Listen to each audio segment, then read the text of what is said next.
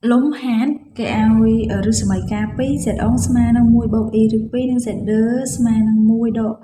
y rư phí chứ rư bỏ sợi cà mùi nè chẳng cái a b c năng đi mà ao dương đó sai ta tha rư phí năng chia chùm lòi được bỏ sợi cà mùi nè chẳng dương đăng tha dương miên rư sợi bọt mũi để dương hai tha rư sợi bọt mình chết ở ít cái độ ít bột năng pes mà sồn chẳng dương ai đăng mình ha sân bạc ai rực pí dương ai rơ ai năng bàn đào giờ rực từ một bộ rực thì pí bé cứ chia phò còn rực ní mà xí lệ ai chắc dương miên rư thấy cái này giờ mà mất dương rồi ai năng phi năng pay giờ tầm đâu mất chắc ai chia phò bộ rực dương ai mà năng rực thì muối bộ rực thì pí nó muối bột y rực pí bột ai muối độ y rực pí chẳng những bột ruột ní mà sao pì đập bê bê bà nhớ cứ chỉ phao con rơi chẳng những giờ về con ní mà mùi bột y được pí còn ai mùi đậu y được pì chẳng nhưng a bột bé con a đậu bé mà a cái mùi cái đậu bé cái y được pí ô cái chẳng mất mà mùi cái mùi đậu y cái đậu mùi đậu con đậu bột pì chẳng smart bay thế nhưng để xài ăn hai sợi cặp vào giống cứ x kế đó em vào giống cứ pi x bốc pi vào giống cứ voice mà sau ta sợi cặp vào giống gì thế nhưng đâu tăng đâu á z nhưng chúng lại là tam trái cứ nè a chỉ chúng lại là tam tráiនៅក្នុងចំនួន complex សមីការ z ក្រេដក 4z ដក 5 ស្មើ0មានឫសជាអញ្ចឹងយើងដឹងចង់ដឹងថាសមីការហ្នឹងមានឫសជាចំនួនយ៉ាងដូចម្ដេចយើងដោះស្រាយឫសរបស់សមីការហ្នឹងមកយើងដោះស្រាយខាងហ្នឹងមកមិនមែន z ក្រេដក 4z ដក 5 ស្មើ0 z ក្រេដក 4z ដក 5 ស្មើ0អញ្ចឹងយើងរកតាម delta prim ស្មើនឹង b prim ក្រេដកAC អញ្ចឹង B' ក្រេរបស់យើងគឺស្មើនឹងដក 2O ក្រេដក A របស់យើងគឺ1ដក C របស់យើងគឺដក 5 អញ្ចឹង 2 ក្រេដក 2 ក្រេ 4ដកគុណដកបូក6អញ្ចឹងស្មើ10ឬ delta prim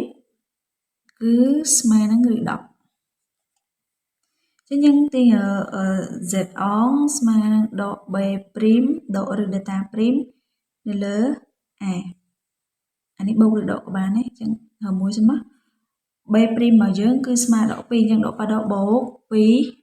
ដកឬ delta prim គឺដកឬ10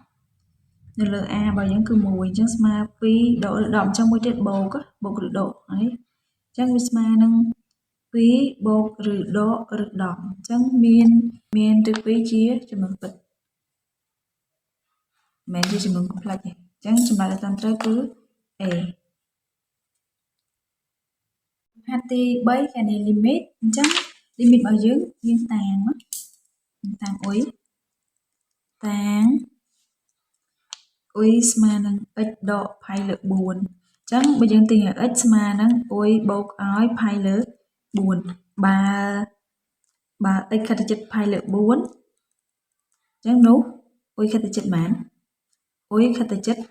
0បាទនេះ pi លើក 4 pi លើក 4 ដល់ pi លើក 4 0អញ្ចឹងយើងជំនួសចូលក្នុងសមីការរបស់យើងមកយើងបាន limit អុយខិតទៅជិត0អាកន្លែង x ខិតទៅជិត pi លើក 4 ជំនួសដោយអុយខិតទៅជិត0អញ្ចឹង2 sin ឲ្យ x ដក pi លើក 4 ស្មើនឹងអុយ sin អុយនៅលើ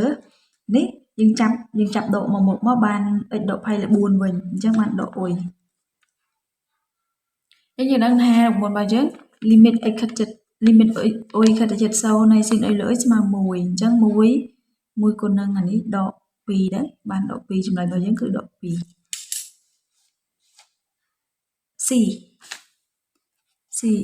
C ដក2នេះទី4គេនេះ limit x ខិតជិត0នៃ cos x ដក1នៅលើ sin ក្រេ x អញ្ចឹងស្មើប៉ុន្មានអញ្ចឹងយើងដឹងថា limit ហ្នឹងរៀង0លើ0ណាក៏0ស្មើ1 1ដក1 0 sin ក្រេ0អញ្ចឹងរៀង0លើ0អញ្ចឹងយើងដឹងថា cos 2x ស្មើនឹង1ដក2 sin ក្រេ x អញ្ចឹងប្រសិនបើ cos x យើងជំនួសតាមនឹងដូចគ្នាមកស្មើនឹង cos x ស្មើនឹង1ដក2 sin ក្រេ x លើ2តើមកយើងចង់បោះមួយម៉ានេះមកបានកោ x ដក1ស្មើនឹងដក2 sin ក្រេ x លើ2អញ្ចឹងយើងចំនួនកន្លែងកោ x ដក1នេះដោយsin ក្រេដក2ទី4វិញដល់នេះអញ្ចឹងយើងចំនួនចូលទៅចំនួនកន្លែងកោ x ដក1នេះដោយដក2 sin ក្រេ x លើ2ហ្នឹងអញ្ចឹងយើងចំនួនចូលយើងចែក x ចែកភាគយើងនឹងភាគបែងនឹង x ក្រេប៉ុន្តែនេះដោយសារតែវាមានភាគបែង2អញ្ចឹងយើងចែកវានឹង2វិញអញ្ចឹងកាលណាយើងចែកនឹង2 2ក្រេ4អញ្ចឹងយើងគុណថែម2ទៅឲ្យសម្រួលចោលអស់ស្មើ x ក្រេដើមនេះ x ក្រេដែរចែកទាំងភាគយើងភាគបែងអញ្ចឹងយើងដឹងរូបមន្តlimit x ជិត0នៃ sin x លើ x ឬក៏ sin អុយលើអុយស្មើ1អញ្ចឹង1ក្រេគឺ1អញ្ចឹងចម្លើយរបស់វាគឺដក2គុណឲ្យ1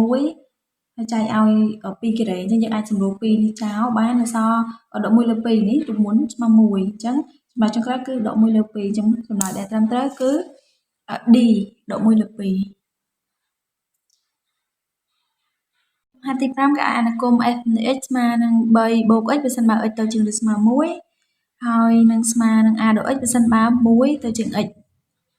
បើ f នៃ x ជាប់ត្រង់ x ស្មើ1នោះតើតម្លៃ a ស្មើប៉ុន្មានអញ្ចឹងយើង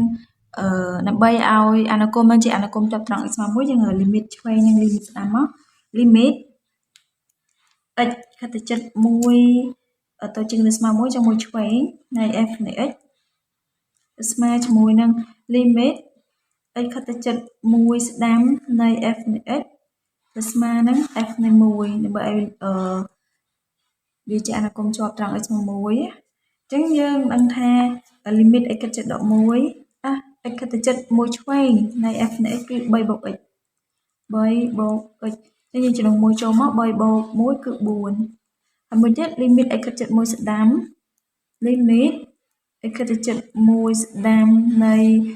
f នៃ x កាលណា1ស្ដាំ x ទៅជា1a ដក x អញ្ចឹងយើងចំនួនទៅa បើយើងអត់មានតម្លៃចំនួនទេចំនួន x ដល់1គឺអញ្ចឹង a ដក1ប៉ុន្តែពីរនឹងត្រូវស្មើគ្នានេះអញ្ចឹងនាំឲ្យ a ដក1ស្មើ4អញ្ចឹងយើងទាញបាន a ស្មើ5អញ្ចឹងយើងមើលចម្លើយណាដែលត្រឹមត្រូវ A B C or D អញ្ចឹងចម្លើយដែលត្រឹមត្រូវនេះ B